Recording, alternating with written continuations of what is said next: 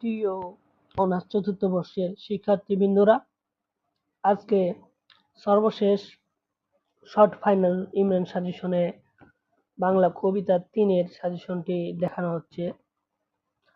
প্রথমেই রয়েছে ১ নম্বর খ বিভাগের প্রশ্ন রয়েছে মোট ১৬টি। ডাহুকের ডাক, জাগরণের গান এই অভিব্যক্তি কার ব্যাখ্যা করো। ২ নম্বর মুক্ত স্বাধীন ডাহুকের সাথে পরাধীন মানুষের পার্থক্য লেখো। ৩ নম্বর রাত পোহাবার কত দেরি পাঞ্জেরি ব্যাখ্যা করো। ৪ নম্বর সাত সাগরের মাঝি কবিতাকে কেন রূপক কবিতা বলা হয়।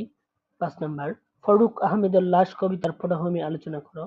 ৬ নম্বর ঝরা পালকের ভ্রমস্তবে তবু বাঁধিলাম নীর এই মন এই মৃত্তিকার কবিতায় এ চয়ন দিয়ে কি বোঝানো হয়েছে। ৭ নম্বর আহসান হাবীবের দিনগুলি কবিতায় দিনের অবস্থা কিরূপ আলোচনা করো। ১ নম্বর আহসান হাবীবের ২২শে শ্রাবণ কবিতার মর্মত্ব তুলে ধরো। ৯ নম্বর শামসুর রহমান তার উদাত্ত কবিতায় নিজেকে উদাত্ত মনে করেছেন কেন। ১০ নম্বর তুমি তো আমার ভাই হে তুন সন্তান আমার ব্যাখ্যা করো। ১১ নম্বর স্বাধীনতা তুমি কবিতায় স্বাধীনতা বিপুল ঐশ্বর্য ব্যাখ্যা করো। ১২ নম্বর কবি শামসুর রহমানকে পাত্রিক কবিতার কবির প্রাত্যহিক জীবন কিভাবে কাটে। ১৩ নম্বর তোমাকে পাওয়ার জন্য হে স্বাধীনতা কবিতায় বিকৃত মুক্তিযুদ্ধের ছবি পরিচয় তুলে ধরো।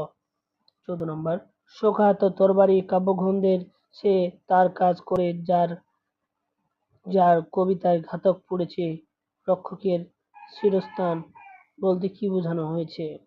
১৫ নম্বর পরাজয়ে কি মুহুর্মুহু পিষে যায় চিরকাল এমন কি পিষে যাব ব্যাখ্যা করো। ১৬ নম্বর তুমি কি অবিনাশী কবিতায় কবির হাঁটু ভেঙে আসছে কেন ব্যাখ্যা করো। এরপর আমরা গ বিভাগটা দেখব। গ বিভাগে মাত্র ১১টি প্রশ্ন রয়েছে। ইনশাআল্লাহ এই ১১টি প্রশ্নের মধ্যে কমন আসার সম্ভাবনা।